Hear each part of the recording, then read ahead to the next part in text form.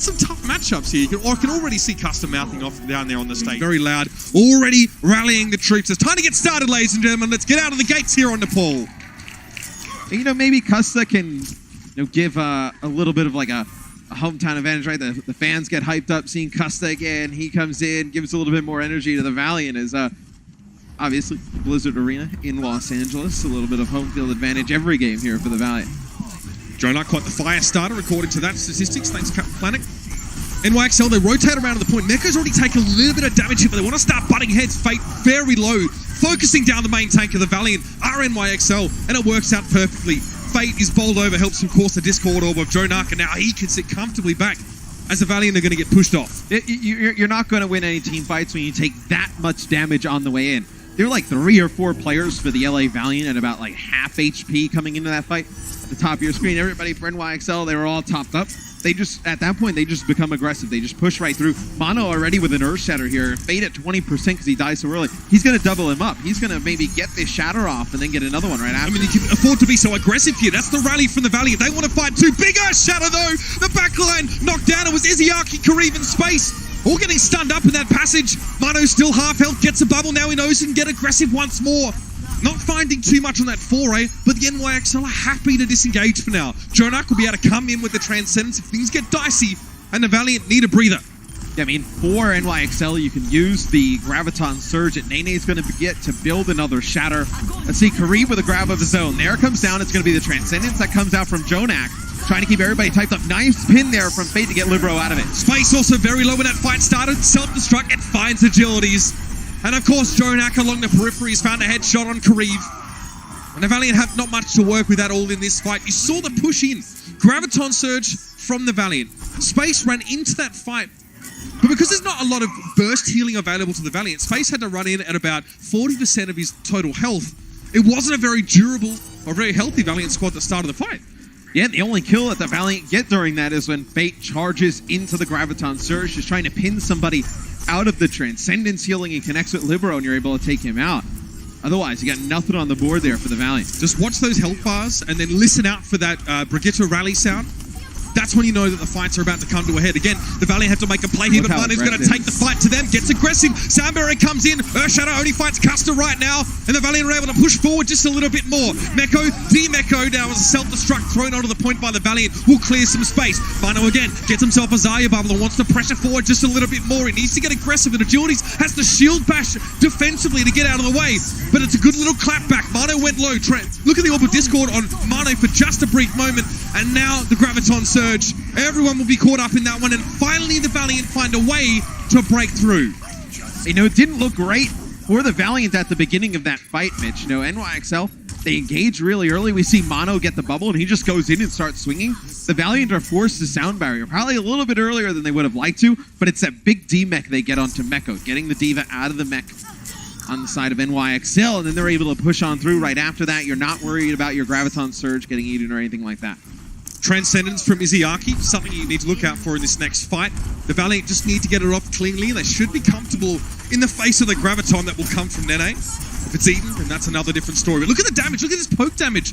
The Valiant are taking from an otherwise quite close-range team. Jjonak really a big part of that. Here comes the push, though. Again, rally being used. NYXL this time want to start the fight off this way. Mano plays safe around that middle pillar here, but he definitely looks to finish off the fight. Transcendence comes in. Mano tries to get a pin. Earthshadow doesn't quite work out, and Izzyaki gets to use the Transcendence. Mano forced right on back. He's able to stay alive, and Jjonak's very close to his own trans now. The Valiant go for their second support order of the fight. Sound barrier. Oh, Nene is low. He doesn't get out alive. Space finds him with the self-destruct. A big piece of the puzzle missing for the NYXL, and that's that sound barrier. But they're missing Neto and Libero at that point. Only 4 players get topped up by that Lucio, and it's not going to be enough to keep NYXL in the fight. And I'm quite surprised that NYXL decided to invest the sound barrier there towards the end. They're already down like 2 or 3 players. They end up using that sound barrier. You hold it for this next fight, you would have had sound barrier and rally coming back in versus just Transcendence on the other side. Would have been a pretty, a fight you would favor NYXL, especially considering it may be the last one. Over the top will NYXL come. Again, tough to really find a pick for them here. They don't have any huge ultimates. They need to ride the wave of the rally into this fight. and hope to get through. The Thanks Valiant, to the though, Shatter. Transcendence. Shatter's on the way. Graviton isn't far off for Kareev, especially if he gets charged. Now the NYXL have to go in because they've lost control. That's the rally. Fate gets Earth-Shattered. Huge one. Custom knocked to the ground. I think it was a full team Earth-Shattered there. The Valiant somehow still managed to survive through it, and they're going to push on. I cannot believe they get back on their feet after that one. Izayaki saved them big time. And the Valiant wash over this fight. It's all green in the kill feed. And 1-0 on the map. Unbelievable stuff. Big Shatter still doesn't get the job done for NYXL. Woo-wee. We've got another round of this one at least to come. We'll see you guys after the break.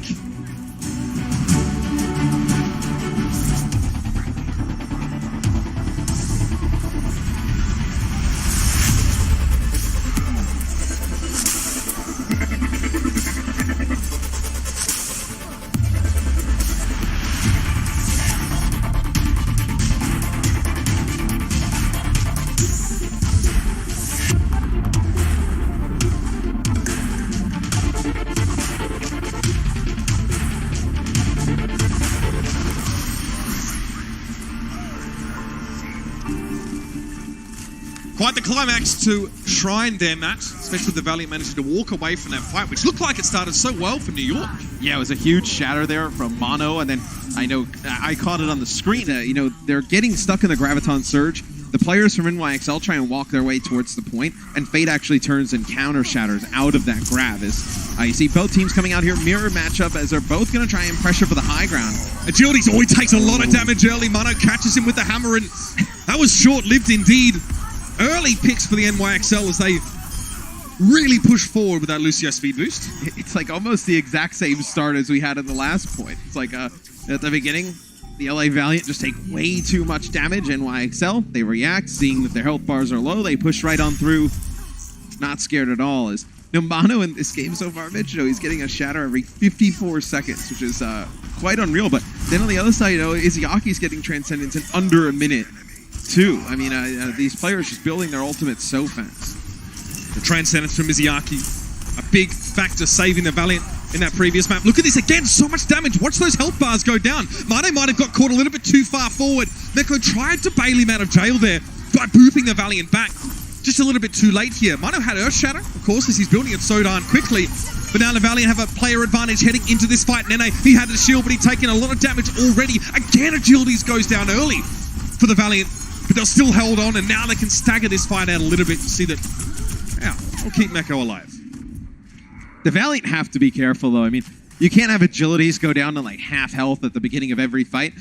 Because, Brig, obviously, the ultimate is so important. Rally providing the armor, everybody. But also, it's just that burst heal onto your Reinhardt. Like, if your Brig is low and has to back up, and you start putting pressure on the Rein and the Discord comes down, you're almost going to get a 2-for-1 in that scenario. You're going to get both of them. And that's the only burst heal you have outside of Transcendence, right? Is that repair pack from your Brigitte. You don't want to burn Transcendence or something like that. Absolutely not.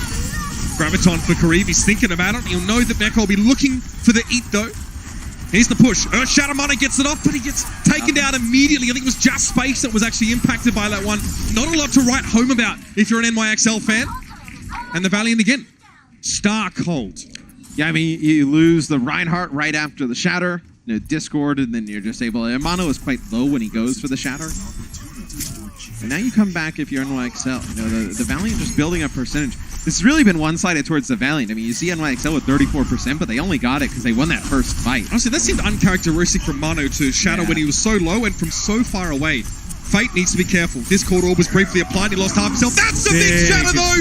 It's going to be Transcendence brought into the fight by Jjonak, but then the follow-up is there. The Graviton Surge, Self-Destruct, you name it, LA have got it. And Nene went down to Space's bomb. Animo can't get away. Chased down by Agilities. Great setup from Fate. And this is, we're in last fight territory here. Is the NYXL, they'll have a sound barrier coming into the next fight. You're probably going to get a Shatter. You think Mono lives long enough, puts down enough damage to get a Shatter, and then Libero will have the Rally. You have Rally and Transcendence here for the Valiant, and then I think, with the way these fights go, Fate 67% towards the Shatter, he's going to get one. So you see it's going to be a quick engage here for NYXL. They're going to use Sound Barrier just to get the point. Both Ryans have that Shatter here. The Valiant play safe. They allow the NYXL to take control of the point, but the fight, it's far from done. Mano here just trying to give his team at least half of the point to stand in Fate. Oh, big chunk down. He gets Zaya bubbled rather hastily, but he can't really come forward. That's another big shatter. Mano blocks that one this time, and Libero goes down, charging the wall from Mano. He's discorded, but also Harmony by his own team. Fate hits him with the fire strike. Meko trying to commit to this point, but he has a Discord orb. Izayaki just sits back, lazily tosses orbs in his general direction. It was just Fate to go down, but a late grab is going to secure this one for the Valley. They have the numbers, and they have the room to breathe. Full hold here for the Valiant as they catch things out. NYXL being sent packing in map 1. I really love how the Valiant played that towards the end. They saw the sound barrier in rally invested by NYXL. They backed out, came back in with their own support ultimates to take the point. And there you have it. Map 1 in the books here. A repeat, perhaps, of last season's stage. Finals in stage 4. The Valiant were on top. We'll see some more for these guys after the break.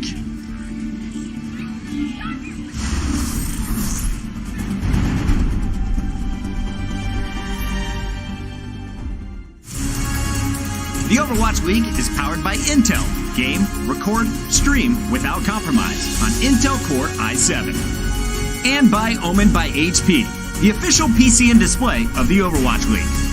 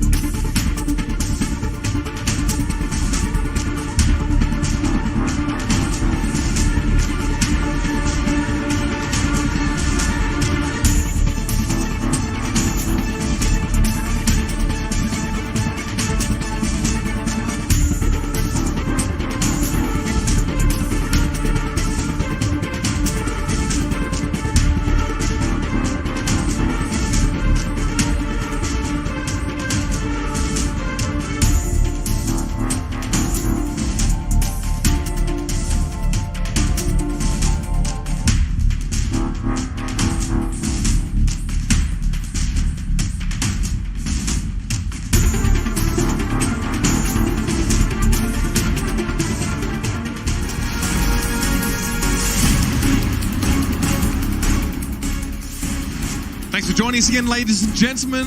The Valiant and the NYXL both opting to play that Reinhardt-centric, triple tank, triple support composition. Seemed to work quite well for the Valiant in the end. I think Fate's happy to get to play that instead of maybe the Winston that we saw him play so much of prior. Yeah.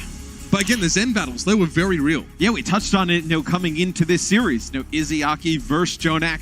In the first map, Izayaki was sick, man. He was just laying down so much damage, and you see the damage a little bit favoring over towards Jjonak, but Izayaki, he doesn't die barely at all here on map number 1. Only 2 deaths. You see the damage amplified a little bit higher there, landing down those discords quite often. What is your take on this huge disparity in healing done from Jjonak? He has a considerable lead there. I mean, you see the Transcendence healing. Yep. It kind of favors Jjonak a little bit. And also 25% per Transcendence. Yeah, I mean, it was something NYXL did last year where they just kind of leave the healing orb on one guy.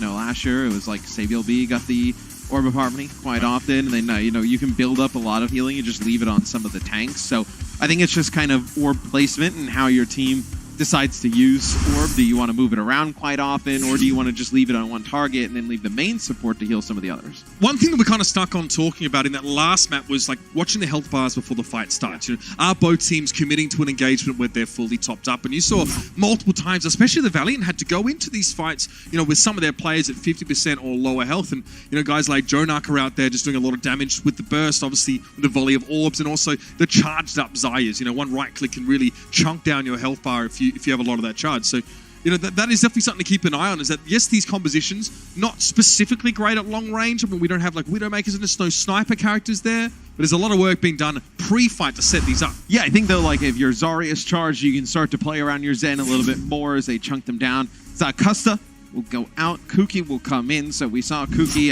quite a lot last week, in the main support role. was actually a main tank last year, and then KSF will come in for Kareev, which is quite interesting. As you know, Kareev was this flex support player who also played DPS, who this season it seemed like he's going to be playing DPS all the time. It seems like, you know, at least speaking from him, you get the vibes like he would have liked to be a flex support. But, you know, KSF was a signing they had last year, about halfway through the year, where they retooled the Valiant. So we'll get to see, you know, how they try and incorporate him this season. It seemed like a player they were looking to develop and build up. Izayaki, maybe in the same vein, was, you know, a new or a younger prospect that they wanted to give some game time, some practice. But now, KSF, this isn't his first time on stage this season. I think he probably had a bigger role in mind for Izayaki, though. Like, I think KSF you probably picked up and you thought it was a project, you know, maybe for the long term, he'd get some game time. I don't know if you really game plan for him to be part of, like, the everyday rotation of players. But I think with the Valiant DPS, I think you're just trying to figure out, you know, who works in certain situations with certain other players on different maps, and we'll see how he plays here on Hollywood. Absolutely. What's the ideal permutation? We talked a little about Kuki coming into here, and you know, our assessment, I think, from last week and his his first stint was it was good. It wasn't bad. Like, you cannot look at his stats and go, this wasn't good, which is a good sign for the Valiant, which means they can throw a couple different looks. If that changes their communication structure for the better, then it makes perfect sense. And we've seen some players in the Overwatch League go from, like, you know, DPS to main tank, flex support to main tank, like, and really just hasn't worked for anyone. Yes. Where I feel like, you know, at least with Kuki, you know, in a first showing, you know, minimal amount of time, it was one of the better positional changes we've seen. So we'll see how it works out in the long term.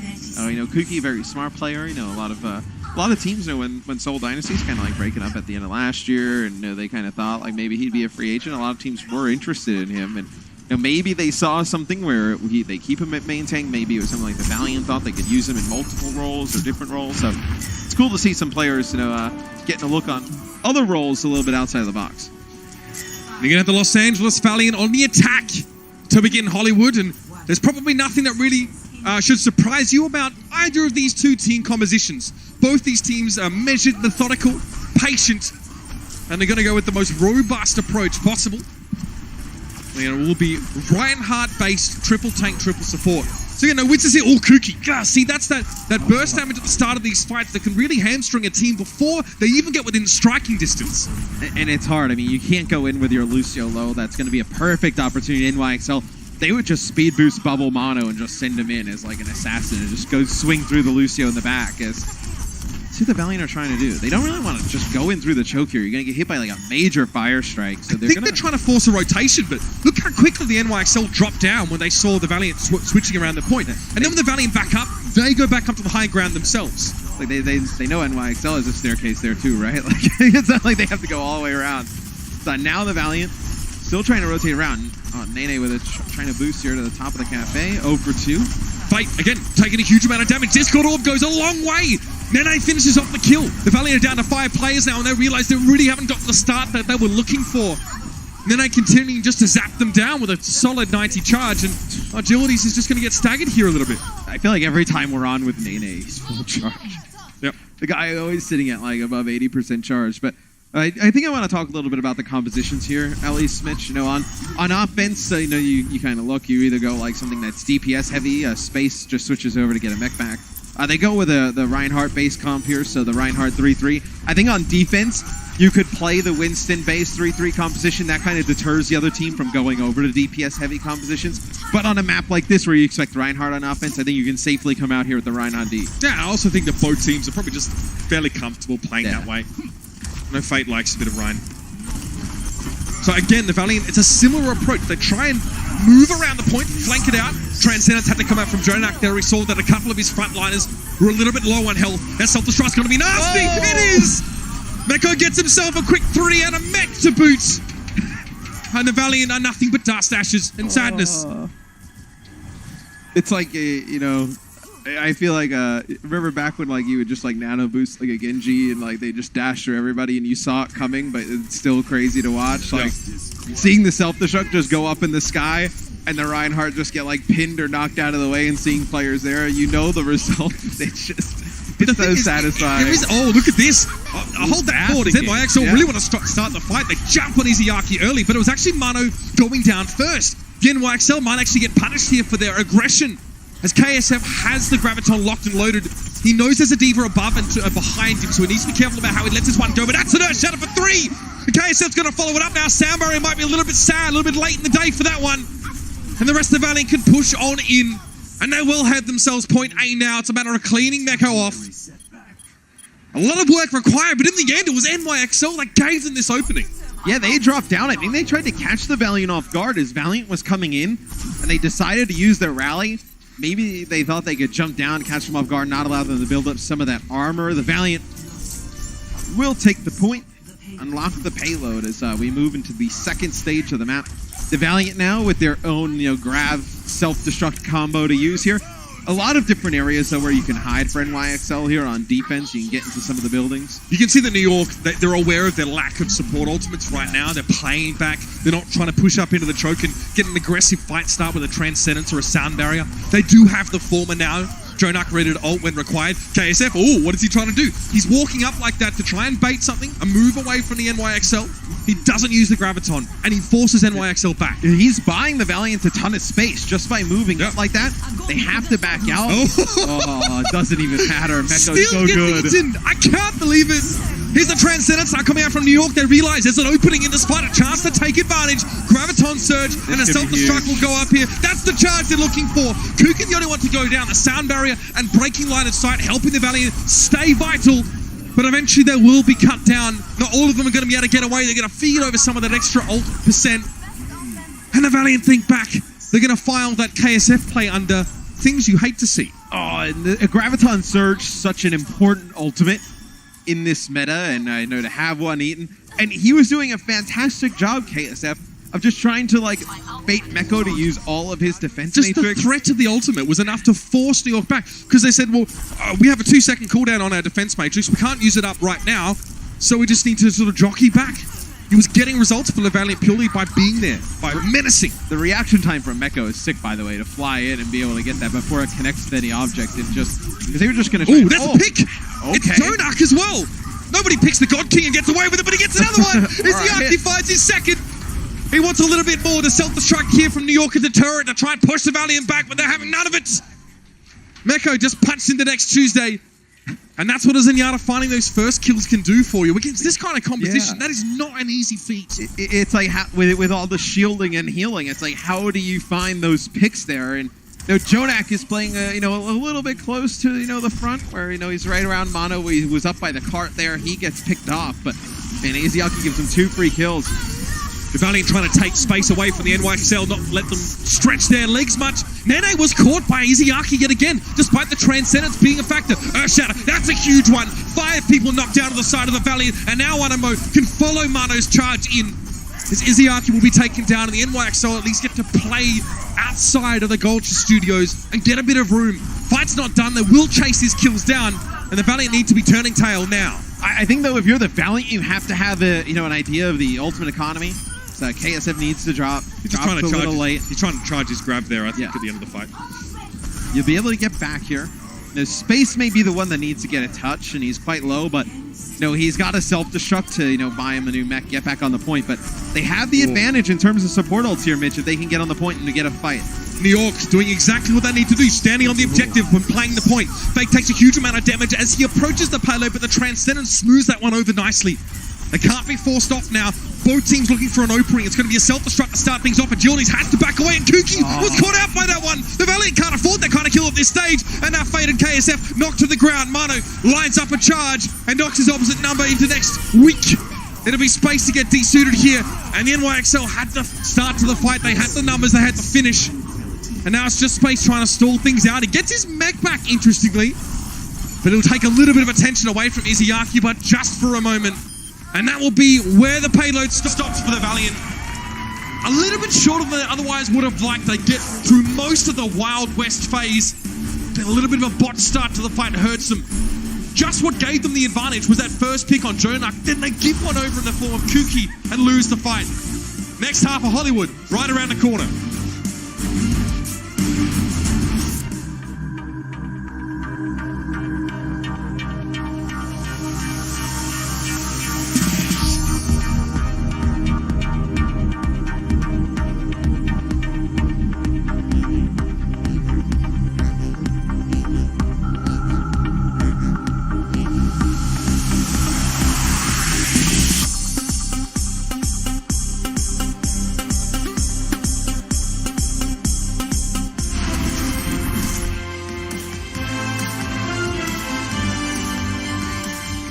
the Los Angeles Valiant looking a little flummoxed at the end of that previous round. This is about as far as they got, which is...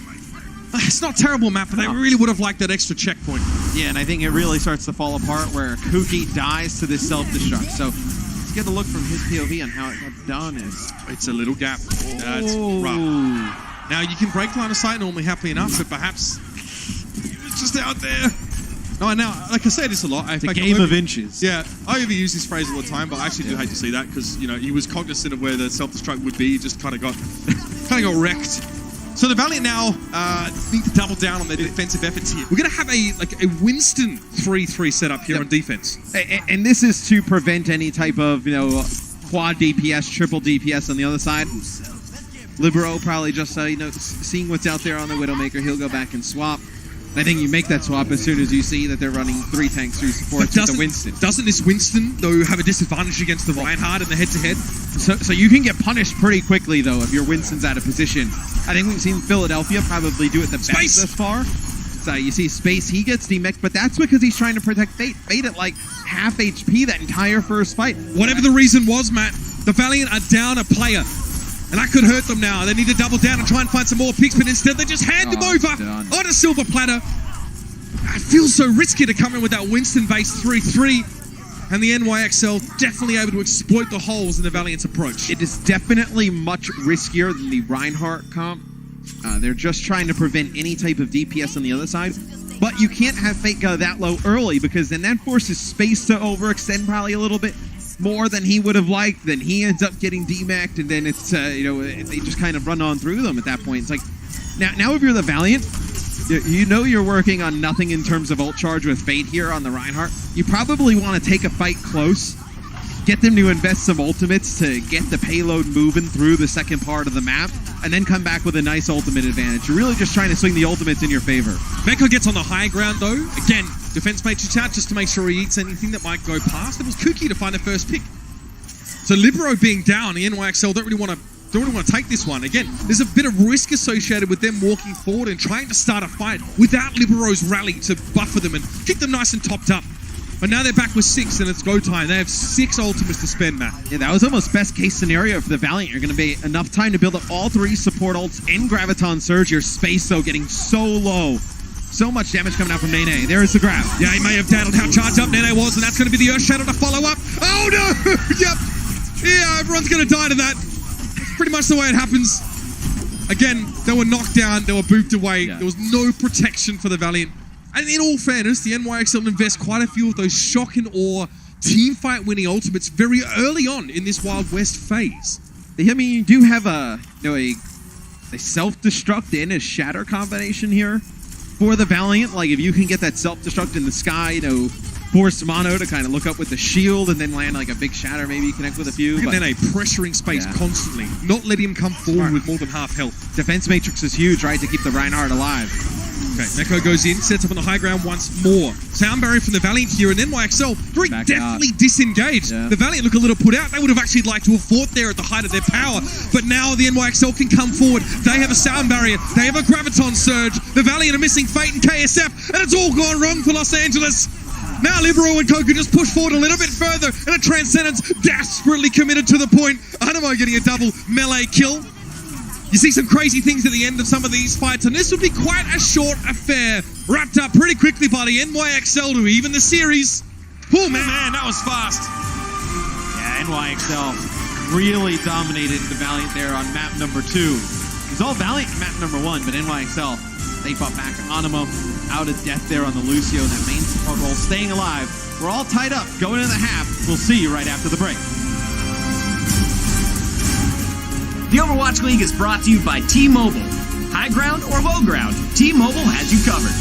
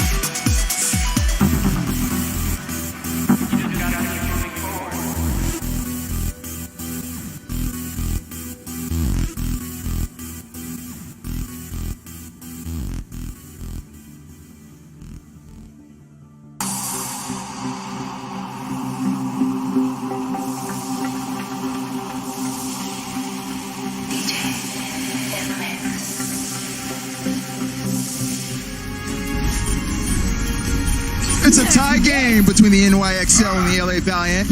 As here we go, knotted up, 1-1. And take a look at this, one of many Meko bombs that have gone down in the first half. Welcome back, everybody. Malik here with Zoe and Bryn.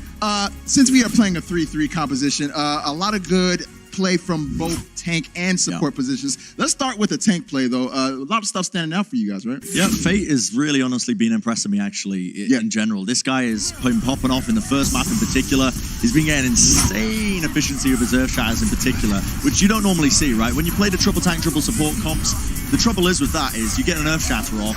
Normally, if you get one kill with that, that's actually good value. This is the one thing that people need to learn, actually, when watching this style of Overwatch now, is that these teams are so good that it's hard to actually get any sort of kills when you get an Earth Shatter down, because the supports are usually there with their ultimates. So the fact that he's even managing to get 1 or 2 kills with these Earth Shatters, very impressive from me. Right, even the fact that he's able to ground so many people to me is flabbergasting. I remember I was making a comment in the back, like he was teammates with a lot of these guys during World Cup, so I wonder if he got the download with just playing with those guys. But let's talk a little bit more about the support play.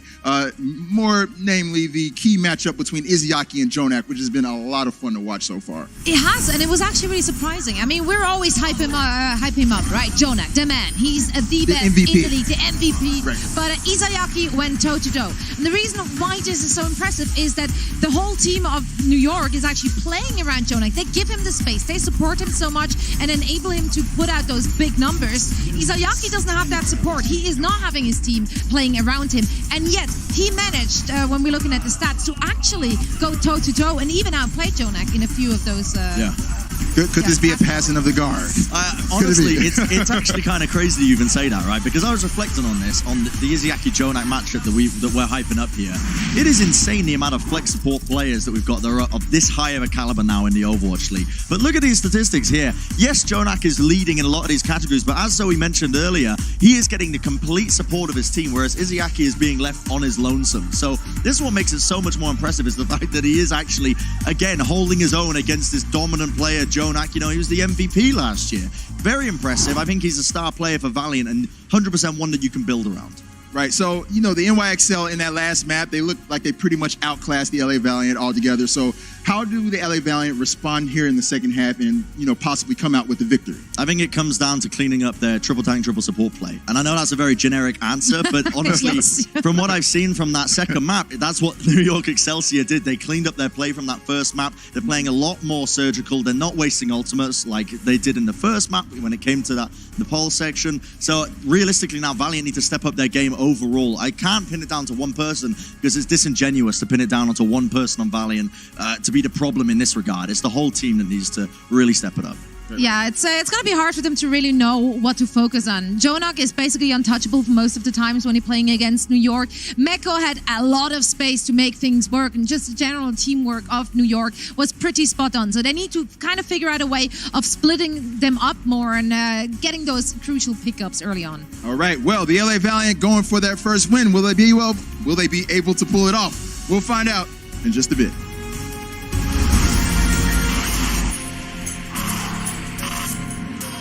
They don't just play for a team.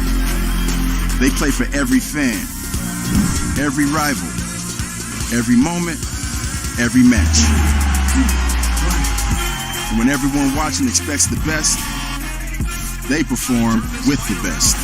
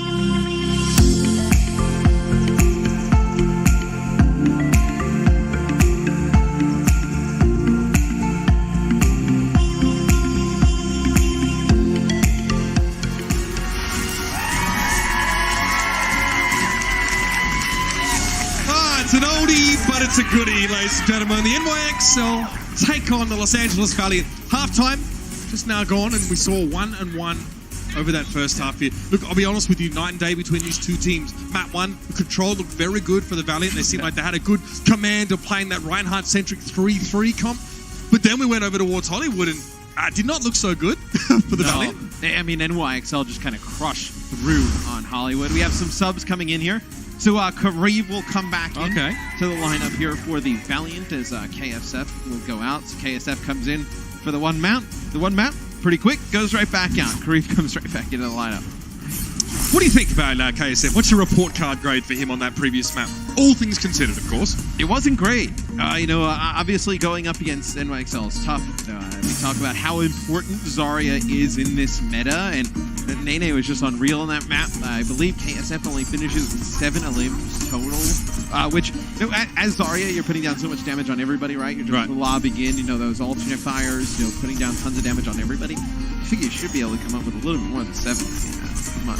Well, again, tough cookies in general for the Valiant there. Remember, they didn't have to play that Winston-based composition on defense, or at least they thought that they would get punished if they did not do so. The NYXL haven't really demonstrated they want to play DPS heavy, but here we go. Yeah, so New York on defense here, they come out with the Winston version of the 3-3. This is the map, one of the maps that you'll see a lot of teams come out with Winston on defense, because the offensive side here on Volskaya has a ton of verticality, a lot of use for Pharah and double sniper comps, and some weird triple or quad DPS. I wonder how well these teams know each other, because neither of them have actually gone and played like a DPS heavy composition on the attacking side.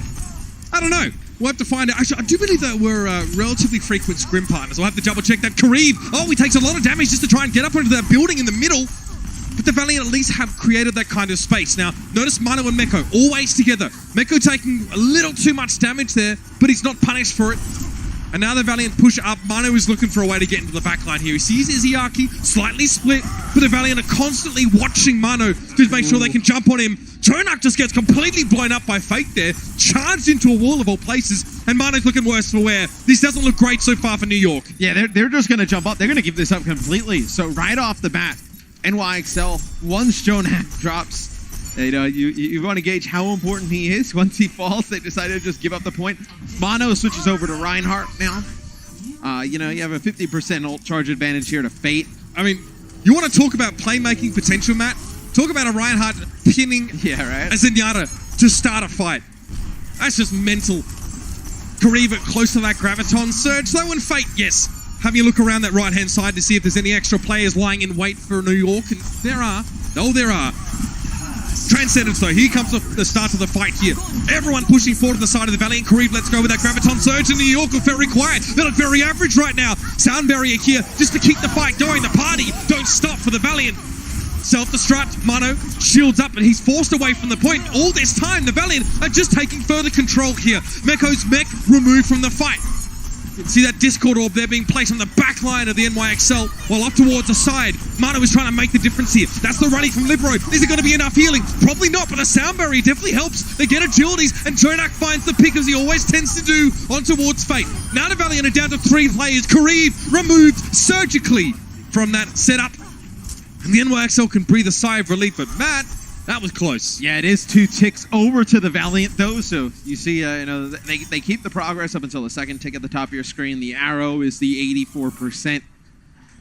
But man, that is a fight where they probably would have liked to close out the first half, their offensive attack there. I mean, they had a big ultimate advantage coming in with Mono switching over to Reinhardt there. So now Mono's got to shatter the lineup here. Jjonak with a Transcendence. You could get aggressive here, just kind of like we saw the Valiant do. They knew they didn't have support ult, so they got it aggressive early. As Fate just steps on the point here.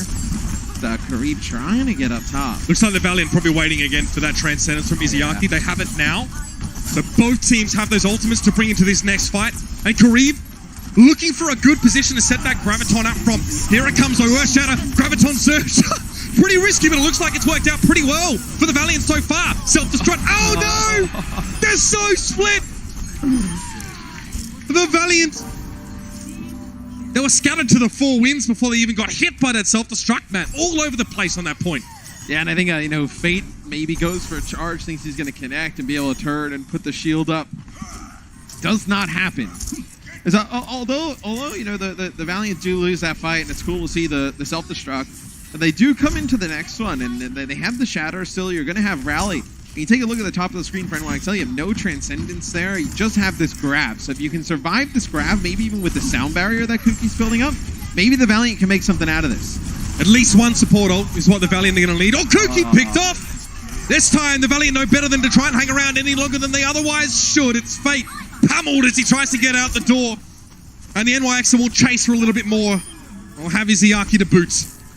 And you know, you can live with some early deaths from your Lucio in like 1 or 2 fights, but the 2 really big deaths that Cookie's had at the beginning of these fights are fights where like he needs to stay alive. You know, the one on Hollywood, and he had the sound barrier basically. Or his ultimate is a core component of the strategy to win. And then right here, you know, you're going to have a barrier and Rally before they have 2 support ults coming in, and he falls. That gives, you know, Jjonak and Animo time to work towards their ultimates, which is really going to kind of put the fight on even keel as we come in. Space probably just checking over that building to see who was sitting on the high ground. And Fate, I mean, he'd love a good Earth Shatter, but he needs the NYXL all to be on the same level, which means the Valiant need to force them to commit to the point in their entirety. Big hit from Fate there as he keeps that shield up. That shield's getting low, Matt. Down to half now. Discord all placed on Fate. He's got to chill for a moment. I mean, that grab's not going to give him too many options, I don't think. There it is. Then he gets knocked down by the Earth Shatter. No one for the Valiant has actually fell from the same move on the side of the NYXL. This is going to force New York to go for the rally to try and come forward, and Jjonak needs to get the Transcendence in play. Even though it was a little bit later than the start of the fight, Fate had already gone down. So New York was still operating on all cylinders, and the Valiant, again, commit a lot of ultimates to the fight, come up with no more than that gained in the first engagement on this point. And it's so tough for the Valiant to push into this, because NYXL, they're positioning their Zarya up on the high ground, and you're able to also get Jjonak up on the high ground. So you land the Discord onto Fate, and I mean, he either jumps around the corner and they just wait it out, or you have to use your Zarya bubble to break it. You know, to get rid of the Discord. The issue is because you have that, you know, height advantage, you can lay the Discord down again, and you still are just pumping damage down into Fate, where there's nothing he can really do about it. The further Fate comes forward, the better angle you can get over his shield to Discord him as well. Here's a self-destruct grab combo, but there's no one left for the aftermath. Just Kuta can go down. Space does a great job to open things up, though. Looking decent for the Valiant here. They're 1 player down, make it 2, but Nene falls to Izayaki. Gets a little bit too close to the Valiant players that were caught in that Graviton, and now Jjonak has to step onto the point. Remember, 2 ticks already for the Valiant. Puts them in a great position just to stick around for long enough to end the round. Animo trying to fly over the top. Discord orb applied. Now Nene's going to drop down, but Izayaki has a Transcendence if the Valiant need to go for the nuclear option. The rally used to keep the Valiant nice and topped up, and that should serve them well. And they get onto that point. Had such a great start in the first fight, Matthew. Then they were ground down, slowed up. But New York, another confident defense turns against them. The Valiant get the second point. Next half, right around the corner.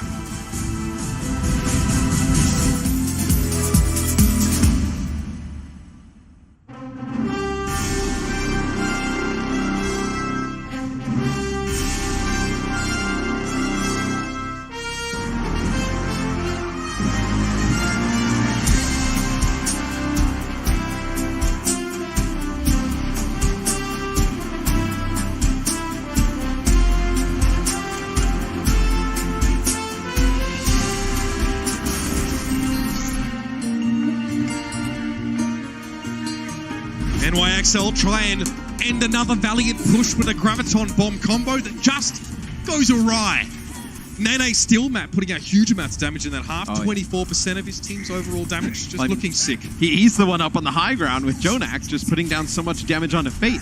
You know, I kind of said to you, it's like, it's such a tough position for Fate and the Valiant to play out of, because you burn the Zarya bubble to get rid of Discord, NYXL could jump down and just jump right on the Fate and push him. They just wait until he's low enough as well. And then if Fate goes in and kind of goes to the right corner underneath and puts the shield up and blocks some of that damage, oh, by the way, you have no shield for everybody else coming in. So then Jjonak just throws the Discord Orb onto space. They start to chunk him down. There's nothing they could do. It's worth noting in those situations, sometimes if you're the Reinhardt and you get discorded at all, that's enough for you to back away. You know, you want to try and prevent the Zen from getting eyes on you, but when he has that high ground, it's easy to get locked on. Here's NYXL with that DPS composition finally now against the Valiant. And it's interesting they go with the DPS even after they see them running the wins. Because we talk about, you know, I don't think it's like the answer, like the exact counter, but it is probably the best you can do here against the quad DPS is to run the Winston 3-3. Yeah, it's probably a bit disingenuous to call it scissors, paper, rock. Yeah. Now, the Houston Outlaws tried something like this against the Boston Uprising, and they kept losing their Zenyatta in a lot of these fights, and that's all you have to do. Get aggressive on those less durable targets, and the NYXL might have to go back to the drawing board on this one. And that's exactly why you need the Winston. The Winston can just pick a target, jump on them up on the high ground, you know, with, like, let's say you want to throw your Diva up there as well, and you can just take out some of these low HP targets. You're only running one support here for NYXL. Mercy, obviously, with the res, you can bring them back to life, but they're already dead. Doesn't really do you any good, so. Jjonak will have to be very self-sufficient. Notice that space gets hacked there as Meko is definitely on the hunt, and Jjonak will be tickling from the backside of the point. So the Valiant just need to, hold up in this heat, being pressured from multiple sides. Nene has open sight lines, but he has been spotted out by Izayaki. 2 orbs to the face, clearly not enough to force Nene back, but losing Meko here again, another pause for thought for the NYXL. Libero stays in this fight. He's convinced he's going to be able to find something here. The positioning here from the Valiant's been really good. Then nobody kind of clumping up, allowing the Thar to just put down tons of damage. It'll be...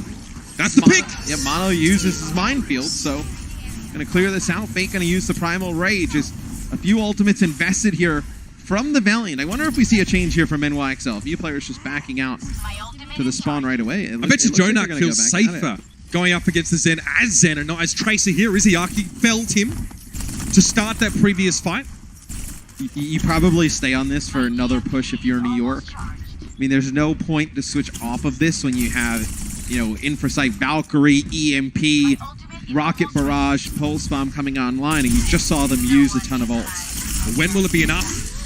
When will NYXL be convinced they need to switch? Perhaps it's just sheer weight of ultimates they're hoping to employ here and capturing the point.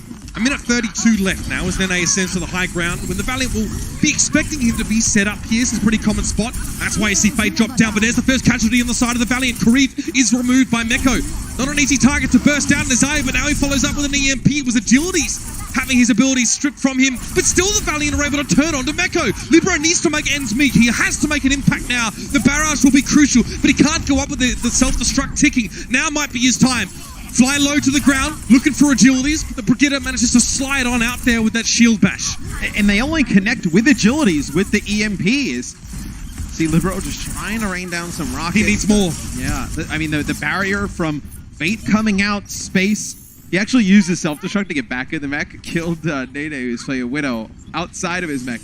Nene switches over to Soldier 76, trying to get to the high ground. New York's really committed to this match. Only 40 seconds left here on the clock. Yeah, maybe 2 committed. Jjonak's pulse bomb there doesn't quite work. You saw him on the left of your screen up on the high ground. He'll again be looking to try and find a Zen. Graviton used immediately to try and catch her up. Mano, the Wrecking Ball doesn't go any further. He goes for the mines and Fate walks into it. Libero, a little bit on timing there on that barrage. He's not able to find a target. Space now being pressured back inside the bunker, and that capture progress is accruing. Transcendence now so the Valiant can actually push out and do some fighting, and they crush Dynamo. Don't give the Mercy any room to work whatsoever. 9 seconds remain, but the NYXL one by one are being cut off at the knees. No Nene on the high ground here to Soldier 76. He has to make a huge play here, and he knows he's struggling. Now he's been spotted, forced away. Has to go for the health pack, but Jjonak gets run down. And that looks textbook from the LA Valiant, shutting down the DPS-centric approach of the New York Excelsior. Very staunch, tank-focused defense. The wins look very good for Fate. They can't complain. Map 4 is right around the corner. The Overwatch League is powered by Intel. Game, record, stream without compromise on Intel Core i7.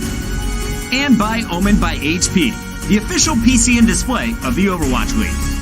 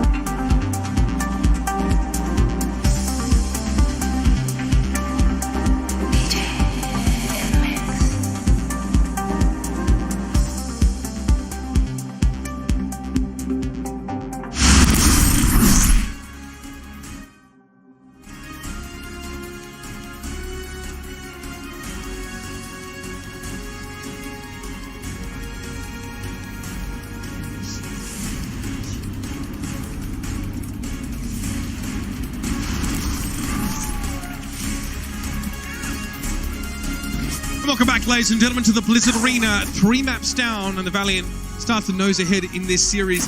I think that was an interesting learning experience for us as well, to see why teams play Winston in that triple tank, triple support setup out of fear of their opponents trying to go for like stacking damage-dealing characters. Yeah, I mean, you need the Winston to be able on defense, playing against that quad DPS to jump on, whether it's the Widowmaker, Soldier 76, whoever really. Yeah, but just pick a target and just pressure them out, because you only have the Mercy heals available for the team with that quad DPS.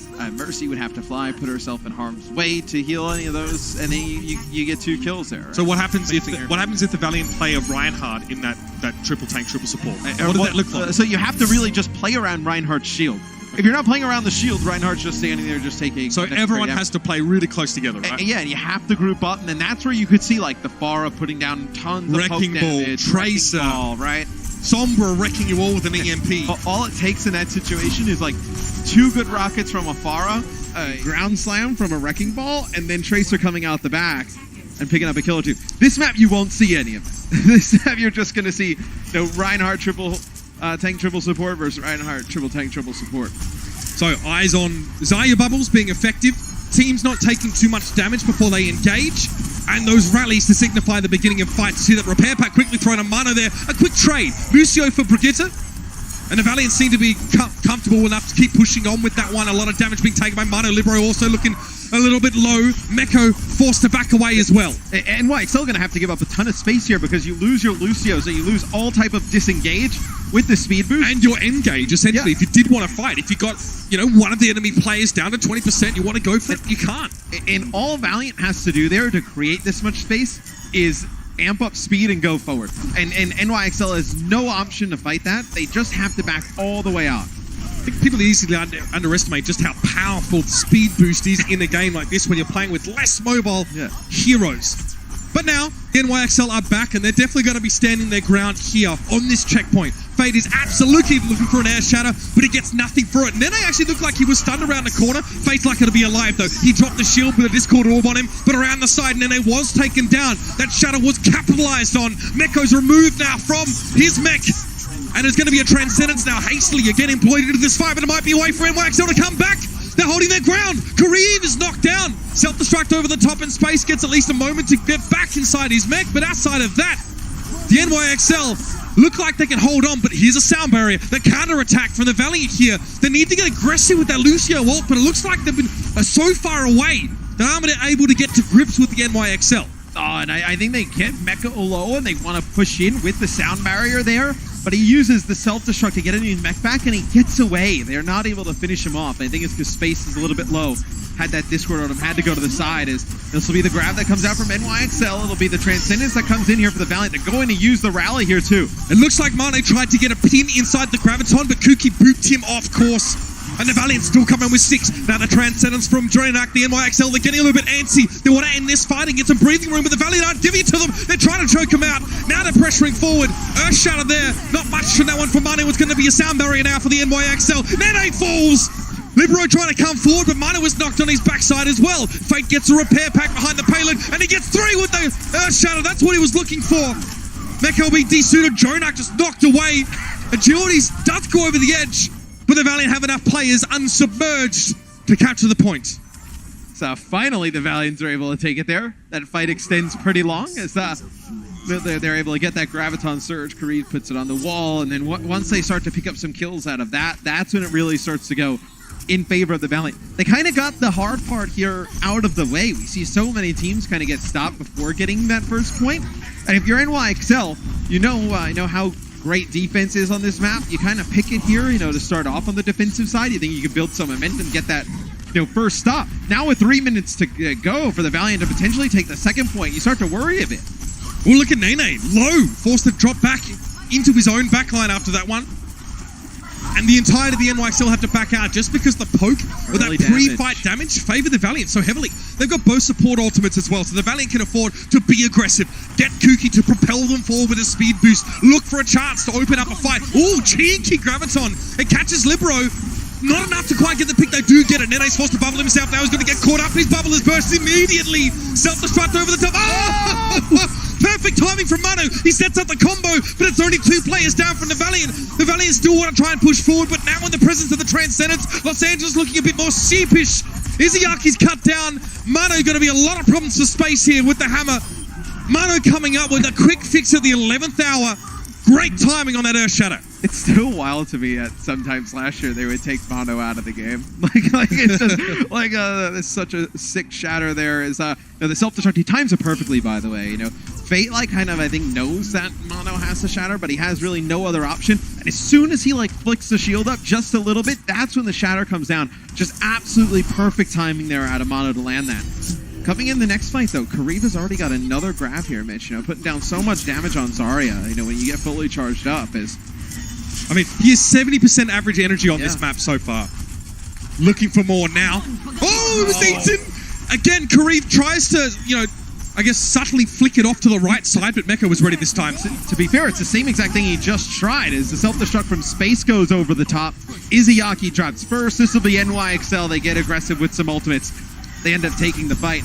When you're space and you see the grab go for nothing, you kind of wanted to combo the grab plus your self-destruct. At that point, you're just trying to, throw it up in the sky, see what happens, and get nothing for it. And look, Jjonak was up to the high ground. The NYXL didn't look like they were worried about that sort of haphazardly thrown self-destruct. So Jjonak gets to make the most of the fact that Space was actually getting back into his mech, getting 2 kills on that Zenyatta, which couldn't be mitigated by a D.Va. And Kareev gets the Graviton Surge up on that staircase, the fight previously. You almost can't come in and take the same exact angle, the same exact approach, and try and get the same exact grab. Meko, way too smart. He sees it coming. Space lingering for a potential boop off of the high ground, but in fact, it's the LA Valiant. They get knocked down. They're split in half. This fight could be over. They need to move quickly. And the NYXL identify that. They see stragglers, blood in the water, and they try and chase it up. Iziaki was on an island, essentially, there. Lovely little play. The boop off the high ground. Mwah, love to see it. And it's those little plays that allow you to save some of these ultimates, and it's so huge, especially obviously in any meta, but this meta, to be able to win fights with only investing maybe 1 ultimate, right? They end up using the rally there, I believe an Earthshatter, but still, you hold on to some of the armor on a few of these heroes, you come back, you still have the big hitters with the Graviton Surge. Well, it's do or die for the Valiant now. A couple less ultimates to work with here. It needs to be a picture-perfect Transcendence in response to a grab. Kareev gets caught up, and that one so does Fate immediately. Here comes the Transcendence. Mane trying to fire a burst kill, and Muxed it again. Meko's done it. He breaks through. NYXL find 2 kills. That's all they need here. And once again, the Valiant will slump in the later stages of a payload-based map, struggling to keep going in them in this series, and that might open the door for a map 5 here. NYXL bring the Valiant to a screeching halt. Wings clipped and all. And now that's their chance to take this one to a map 5. They'd be upset about the Volskaya result. They have a chance to make amends here. Don't go anywhere, guys. It's getting spicy.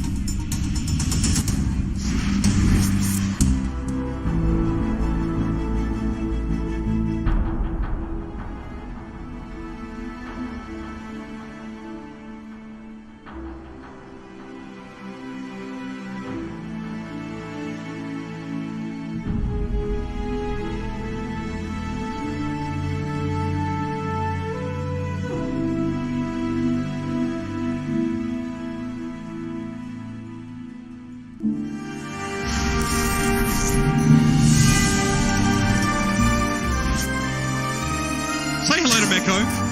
One half of NYXL's really devastating, combo that allows him to get all these kills from his self-destructs. Mano being the other half gets a lot of those, explosive teamfight winning ults from Meko. Mano's the one putting his virtual body on the line to make sure there's no shielding to prevent the fallout, as it were. But I mean, Meko. So look, the self-destructs. Obviously, you have to give some credit to Mano in this, as he's landing like shatters or pins. But it's also, maybe even the biggest play of that is when Meko kind of eats that grab from Kareem through the stairs there. Oh. So that is a killer, man.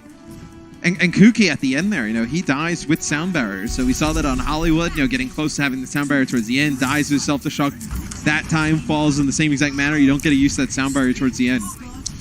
Out the gates, the NYXL. Valiant with the Reinhardt, no Winston shenanigans here.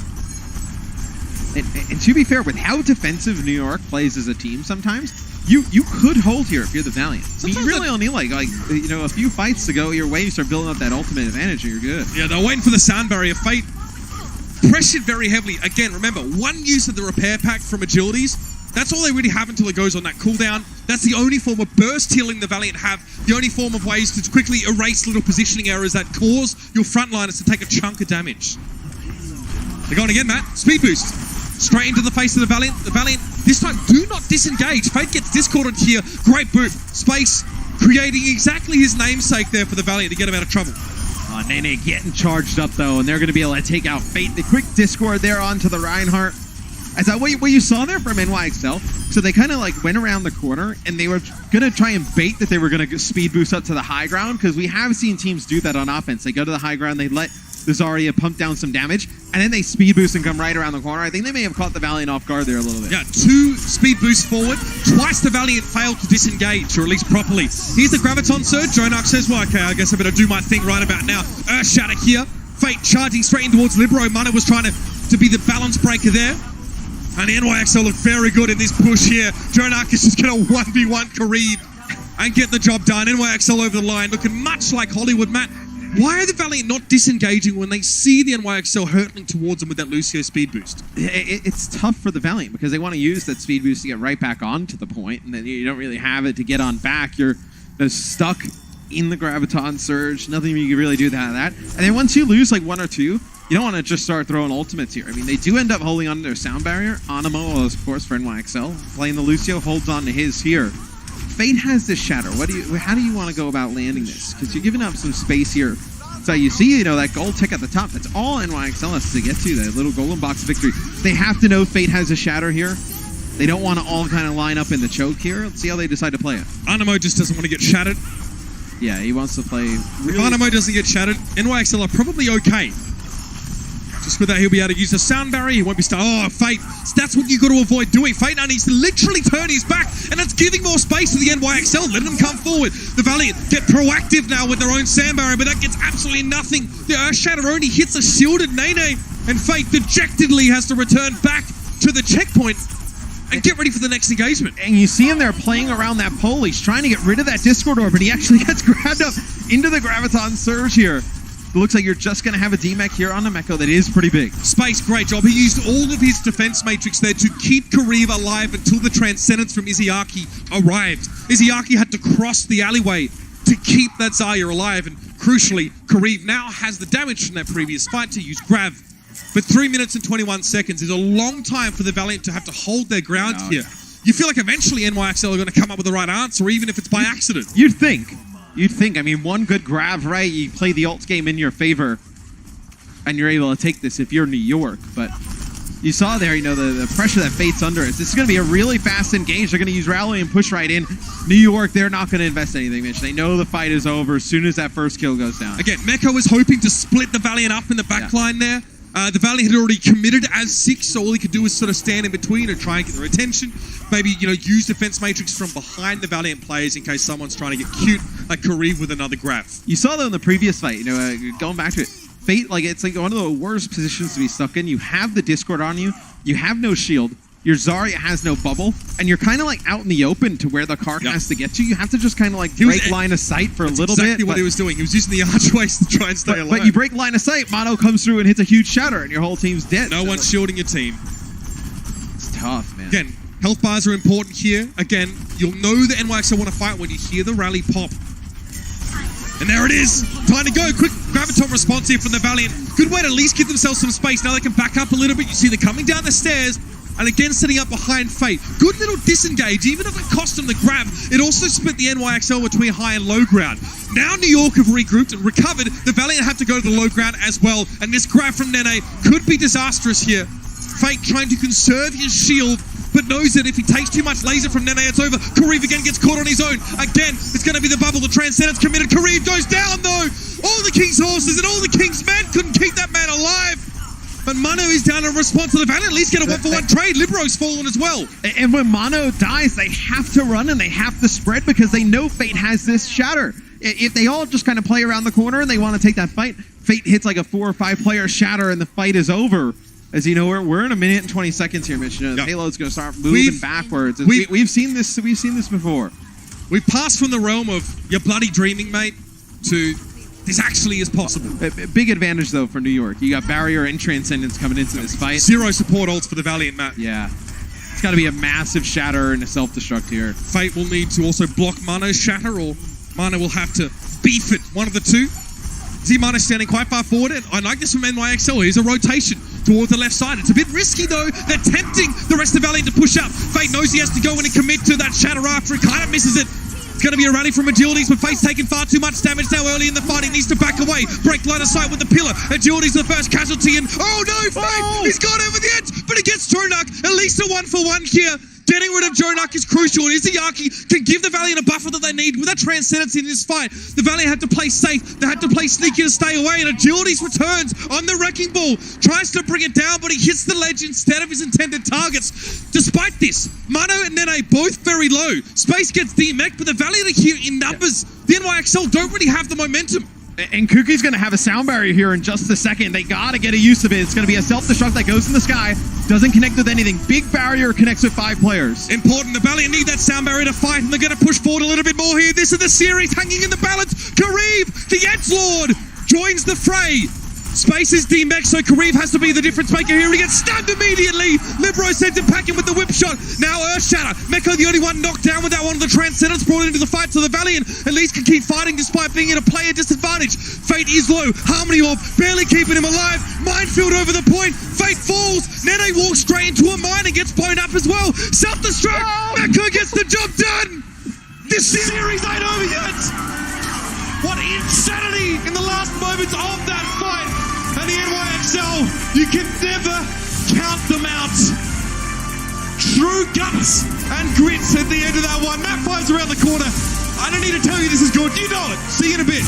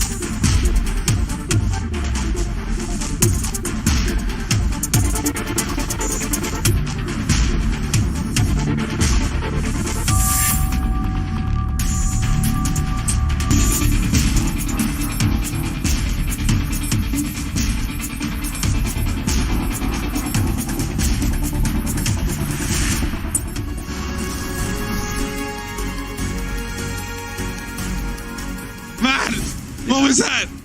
That was tough. That last fight was about 45 minutes. Yeah, that Yeah, was... no, it just Literally. went and went and went and went. And, it's fitting it ends with just another self-destruct. Yes, I mean, that seems to be the open and shut case to a lot of these team fights here.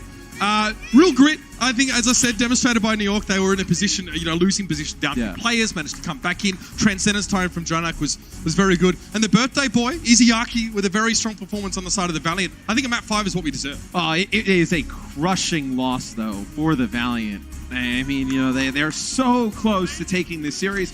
We know how important this series is in terms of, like, the overall, like, stage, Absolutely. right? Like, you're just trying to stay in to make the stage playoffs. This is a series that you really need to win if you're the Valiant. And you can see, I turned around, I saw their faces as they end up losing this game. Oh, the face. Oh, the frustration. Oh, the defeat comes up on the screen. The agility's looking like a beetroot out there as well. Oh. Pent up frustration. I mean, a lot of you guys, I'm sure, have been in similar situations, when you're just that close. And in theory, the spawn advantage was kind of even. Both teams were about the same distance away. In a super weird way, it's much better, or well, okay, it's not much better, but it feels much better to get blown out than to lose a game like that. Yeah. Because like right there, like you know how good you are, you're so close, and then just to lose in heartbreaking fashions. It's killer going into a game. Oh, it's your boy! Come on! That's right. No Australian bias there. No, It's the control Custom ad. specialist. Yeah, control And specialist. look at him, already mouthing off, popping up. That's what we'd like to see. Yes! You think that's what happened Yes, over the break? He went into the coaches. He's like, I got an idea. I'll be the control specialist. I'll come in as the control specialist, Lucio player. I mean, look, the Valiant looked extremely good at map 1. Yeah. No bias. They just look very solid in general. So they will need to close this one out convincingly here, Matt. Ton of momentum though in NYXL's favor. I mean, you win a map like that. Yeah. It's look. I think maybe that's like look. You bring Cus back in because it's control, right? You're joking around. Like it seems like he'll play. It Like probably some of is the control. map types. It is the map type, but also you want the experience on the stage. You want your hype Cool man, head. so to Yeah, speak, yeah. the cool man, right? So you bring him in, try and get a win. Izayaki's birthday today. Shout out Izayaki. I did. Can't hear us, but Yeah. he can go back and watch. He knows it's his birthday. He doesn't need to be told. But yeah, I mean, he'd love a win Yeah, here. it's true. He does know. Yeah, he should know. Yeah. And again, just two teams playing each other very close on Rialto. The frustration will be there. Sometimes a change of environment or a change of setup here can really reinvigorate you heading into an important map 5 like this. And for both of these teams, this match has great significance, not only in terms of the rivalry, but again, like you said, Matt, in order to find those playoffs. Let's start things off here on Lighthouse. And I think the toughest, so I think like getting wins in this stage, I think you're going to see a lot of like game 5 scenarios. I think, it's going to be really important to see the map count.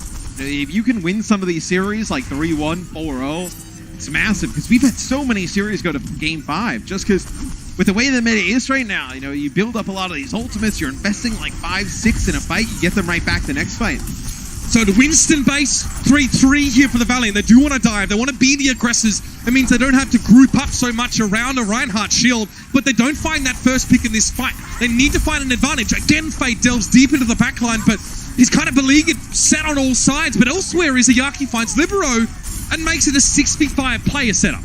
And I think you come out here on Winston if you're the Valiant, and it's really just a lot of respect for Libero and his Pharah play. And the potential here on Lighthouse, we do see Pharah play quite often. So they could come out with like a Pharah Sombra type of combination, really give you some trouble. So the Valiant win the first fight. They'll get the point. Everybody get topped up here for NYXL. Gonna come back and fight it. Nene does not die, so you end up keeping some of that energy here. I thought it'd be important. Like, it's not as if like 40 odd energy is going to be important, but it's much easier to get up to full charge and really be wrecking people. It's much better to go from 0 to 40 than like, if you want to go from 40 to 70, right? You got it. Kareev, Graviton Surge is available from here. We see Space go a little bit low. Trying to shepherd him, at least block some of the damage with his body. Graviton into the side wall here. No chance for that one to be eaten up by Meko. Earthshatter being thrown in here. Mono doesn't really find what he's looking for, but this could hurt. This could hurt. Kareev, the casualty, and Mono finds a follow-up charge onto Agilities. And the NYXL, after 61% down, finally regain control. And the sound barrier in the back pocket's going to go a long way. It's a huge amount of percentage to give up to the Valiant, but you almost have no choice. You have to give it up as the Valiant, they'll switch over to the Reinhardt version. of the triple tank, triple support. Obviously, no shatter opportunity here to combo with the self-destruct. Nothing to combo with Space's self-destruct. You probably hold it, unless you get like a first pick or two, and then you want to get a remech to get back in the fight. Maybe you can get your Brigitte behind the enemy Reinhardt and, you know, find a way to get a shield bash still. Or a whip shot out of the way. Yeah, that's also a thing. There it Here is. comes the self-destruct into the back. You see the Anima was knocked back. He was a little bit nervous, so he does go for the sound barrier. Look, I think for the Valiant, you're happy enough to trade that self-destruct in for a sound barrier and a rally. Yeah. No, I mean, it's a very good trade. The issue is I mean, look how far behind Kariv is in terms of grab charge to Nene. Nene's going to have another grab. You're going to have Transcendence here for NYXL. Nene Shatter. he has a lot more average energy as well. Nene's just, I mean, it depends on how long you're alive, because when you die, Isaiah, you go back to zero. So obviously the more you die, the more you get reset on that percentage. Here's the grab. Nene gets this one off pretty well, and the Valiant looking not happy with that one. Izayaki. Ouch. Yeah, nothing the Valiant can do there to defend that. They knew exactly what they were walking into.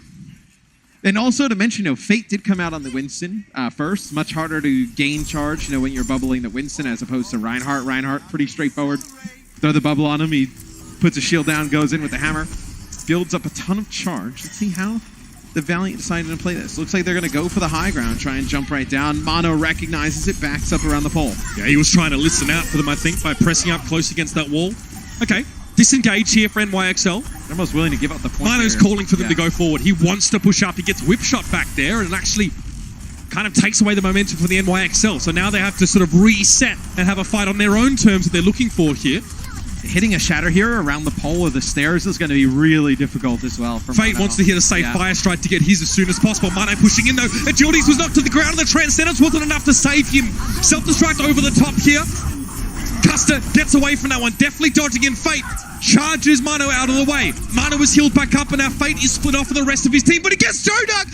He was in like a 1v4 situation. He still finds the enemies in Yana and gets away. He's just going for a spar on the lower levels. 97%. Sonny's got to give right now. Nene comes forward. Sound barrier for the NYXL. They need to make the difference here and now. Space. Self-destruct. He got Mano. The boop was perfect. They got behind Mano and knocked him forward, but it may not be enough. The Valiant are down to 3. Just 3. And New York look very strong coming into this fight. At 99% overtime, New York should be able to flip things back. Custer is run down, and around the corner, Kariv is hiding. Getting staggered here means he won't be able to return to the fight. Round number 1. New York.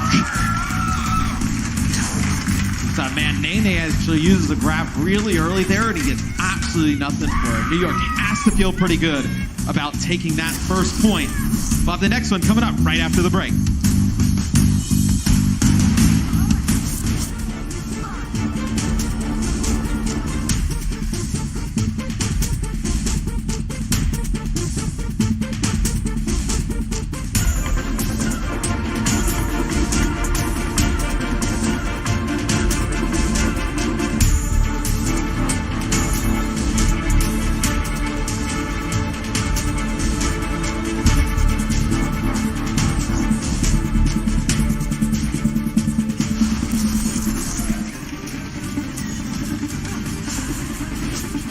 I'll be real here, Matt. Fate versus the world, and that last little play there when he was on his own as Reinhardt and still found Jjonak was cute, but it did cause a Valiant to be split. Not having their main tank there definitely hurt them in the ensuing fight, even if Custer managed to boot Mano into that self-destruct and get at least the 1 kill. Much more to be done now. You see both teams coming out with the Winston version of the 3-3. Yes, we have seen a lot more DPS heroes, no damage dealers, used on this point specifically. See, both Fate and Mano were taking huge amounts of damage here. Barely gets out. Gets out though. Both times these two teams have been able to shepherd their main tanks away from the fighting, keep them alive. Look at this rotation here for the Valiant. It does leave their backline a little exposed as Mano could interpose himself in the middle of them. But Fate and Space taking a lot of damage again. Point is being held by the Valiant here though. They do lose Fate. Jjonak playing a dangerous game there. Eventually backs around the corner. Graviton Surge being thrown in here. Space didn't get too much done. And Mano was picked up by Custer here, but the Valiant don't have the numbers. They want to keep the point for as long as they can, but the fight is done. Yeah, Fate tries to dive right on top of Jjonak, because Jjonak's playing really aggressive. Right underneath, the windmill there inside the building, and you know they're not able to take Jjonak out. You lose your main tank, and then you drop a grav in there, but you have the Transcendence, you have the sound barrier for NYXL to push on through. So I know at this point specifically, you can just, with the heroes that are on the map for both teams, you can extend the point and keep it contested for such a long time. You know, Winston and D.Va able to just keep jumping back and forth, able to keep it in your favor. So you got to invest some of these ultimates to try and get it back. How that doesn't get eaten, I have no idea. Nene just sends that one in, it works, and Fate gets caught out by the self-destruct. Again, the Valiant cannot fight this fight. They cannot give ultimate percentage across the New York by lingering and overstaying their welcome. So fortunately for them, having held the point for that first fight, given that 21%, is the difference between New York being at 50 now or at 70. But you know, this 48% is going to jump like close to 80 here real quick. I mean, these fights are going to go for a very long time, especially you have Primal Rage, Transcendence out. Jjonak wants to fight this pretty close to the rest of the team. Fate just trying to play in the backside here, but he's been spotted out by Nene. He can't really hang around for too long. Primal Rage from Mano, but it doesn't keep him alive. Space! Looks like Animo and Mano are blasting off again. And the Valiant retake control. Not a moment too soon now. Izayaki being close to the Transcendence is a good omen for the Valiant. But that's about it. That they're really coming up on the cusp of course, Fate's Primal Rage conditionally can be impactful as well. And in this series thus far, we've seen Meko with 23 self-destruct kills. Those two for Space will bump him up to 8. Huge disparity, but I think that's just NYXL playing around that self-destruct, using the shatters properly around it, using the boots and other ways to help Meko get these kills. That Custa dies first. That's bad. That cannot happen. Fate was able to avoid death by jumping out of the well, but he was too low. Izayaki commits the Transcendence when it shouldn't have been used. The Discord Augment, Fate just got blown up far too quickly. And that support ult that I said that I was sitting on that was supposed to be a good omen, now is gone. Custa does get back into the fight here. He's just trying to go around, extend time, trying to get a boop off. Gets him even. Yep. They'll flip the point back. You can play pretty close here if you're NYXL. You do have your own Graviton Surge. You do lose a lot of, the damage that the Reinhardt would have given you, switching over to Winston. But both teams going to be running the Winston here. Space has to eat this grab. Without support ultimates, the Valiant lose the fight essentially instantly if any sort of decent grab is used by Nene. New York have 2 support ultimates. It's going to be so hard for the Valiant here. They must make a difference. Okay, there's the grab from both sides here. Mino with the first one to fall down here. Fate traded out. Both teams missing their main tanks. But it's 96%. The Valiant, despite missing their bastion of durability, still have to come forward. In a 5v5, this self-destruct could make a huge difference. Space tries to run away. Izayaki falls. A key piece for the Valiant goes missing. And now the bridge starts to crumble in overtime. Scant few members left on the point. Custa trying to keep the dream alive. He has a sound barrier if he can stay alive long enough, but he's forced off the point. Sound barrier, he can't use it. And a grueling 5-map affair. We'll see the NYXL once again rise to the top. God, Matt, that's tough for the Valley. That's another map 5 in a row for them that they've fallen out of in the final map. We're really early in the season here. But these are the type of losses you look back at the end of the year, and if you're like 1 or 2 games out of the playoffs, it's even more crushing. You take a team like, you don't really have a great opportunity to win a lot of games against teams like NYXL. NYXL, they run through the league last year, right? One loss a stage pretty much. You have an opportunity to get a big win on the board that a lot of other teams won't get. That's a huge loss for the Valiant. A series here where, New York tried to show a little bit of variety. They tried to come out with a heavy damage dealer composition. It just flat out didn't work. The Volskaya offering was very average, but they really come back here towards the end. I have to say, over the course of this series, the way that they've set up Meko for success has been superb. Their focus is definitely being rewarded. And now we're going to head down to the floor with Danny and a very special Zenyatta player. Thank you guys so much. What is up, everybody? I am here with Jjonak from NYXL. Jjonak, congratulations on the win. Now, you guys are on a winning streak. 3 wins, 0 losses. What sets NYXL apart from the rest of the Overwatch League teams? 자, 이번이 세 번째 우승을 하게 되는데 뉴욕 팀이 조난 선수가 보셨을 때는 뉴욕 팀이 좀 다른 점이 있다면, 다른 팀들과 다른 점이 있다면 뭐가 있을까요? 우리 팀이 좀 다른 팀이랑 다른 점은 만호 형이 훨씬 잘하는 것 같아요. 다른 라인보다. So what sets us apart? I feel like Mono is better than any other Reinhardt users in the Overwatch League teams. Interesting. All right. Well, another thing is, there's been a lot of talk about who the best Zen user is in the league. And Jjonak, as a Zen player and a former MVP of the inaugural season of Overwatch League, do you see yourself as the best Zenyatta player? 자, 질문 이해하셨나요? 그러니까 쉽게 말씀드리면은 지금 아직까지도 정욱 선수가 최고의 젠야타